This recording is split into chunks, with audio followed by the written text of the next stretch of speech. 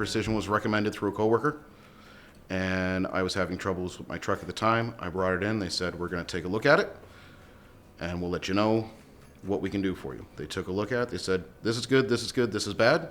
Said, here's how much it's going to cost. You have the choice between these two parts. This one will last longer than this one.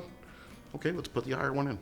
I had the heater fixed on my GMC Terrain, and I had it fixed for maybe a week, and I brought it back in.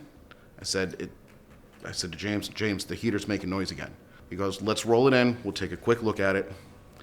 And then he yells to me from the parking lot, come here. Put your hand out. I put my hand out. He throws a pile of acorns in my hand because I had a mouse get into the heating system. I'm like, how much do I owe you? He goes, nothing.